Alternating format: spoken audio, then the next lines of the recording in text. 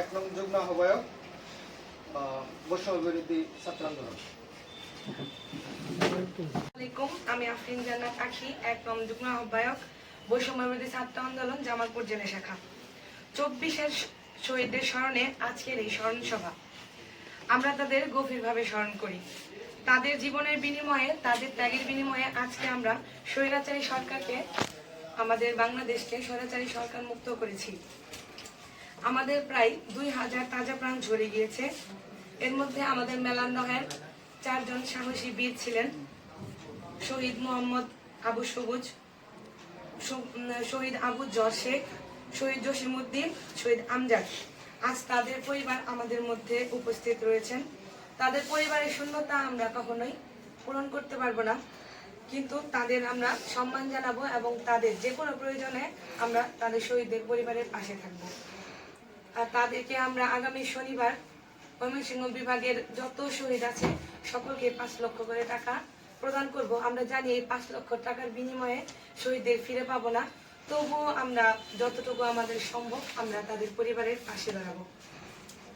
আমাদের শহীদদের পরিবারের উপর যদি আপনাদের এখনো কোনো প্রকার চাপ সৃষ্টি করে আমাদের অবশ্যই জানাবেন।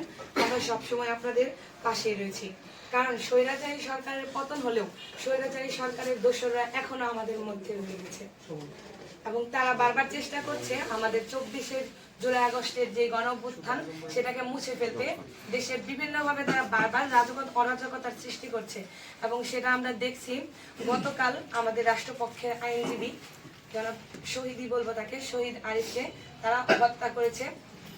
অবশ্যই এটা আমি বলবো আওয়ামী লীগের উস্কানিমূলক সন্ত্রাস যারা, তাদের উস্কানিতেই, আওয়ামী লীগের উস্কানিতেই আমি বলবো কালকের এই হত্যাকাণ্ড হয়েছে। তো আমি তার আত্মার মাগফিরাত কামনা করছি এবং তার বিরুদ্ধে, ইসকনের বিরুদ্ধে আমরা আজকে জামালপুরে একটি বিক্ষোভ মিছিলের আয়োজন করেছি দুপুর 1টায়। শহীদদের পরিবারের প্রতি আমার সম্মান রেখে আমি আমার শুভেচ্ছা বক্তব্য শেষ করছি এবং সকলে যদি আমাকে অনুমতি দেন আমি এখান থেকে চলে যেতে যাচ্ছিলাম জামালপুরে আর একটা প্রোগ্রাম। লেখাপড়া করছি আশিক মাহমুদ কলেজে। বৈষম্য বিরোধী ছাত্র আন্দোলন এটা আসলেই কোটা দিয়ে শুরু হলেও পরবর্তীতে দেশে চলমান বৈষম্যের বিরুদ্ধে আন্দোলন শুরু হয়।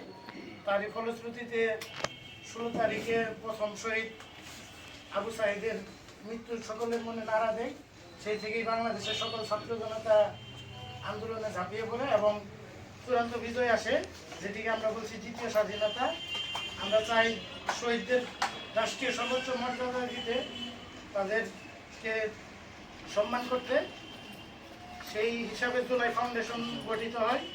সেই ফাউন্ডেশনের মাধ্যমে আগামী শনিবার ময়মনসিংহে আপনাদেরকে ডাকা হবে জেলা প্রশাসকের কার্যালয়ের মাধ্যমে। আপনাদের শহীদদের পরিবার, প্রত্যেক পরিবারকে 5 লক্ষ করে টাকা প্রাথমিকভাবে দিবে। এগুলো আমি বক্তব্য শেষ করছি। আসসালামু আলাইকুম।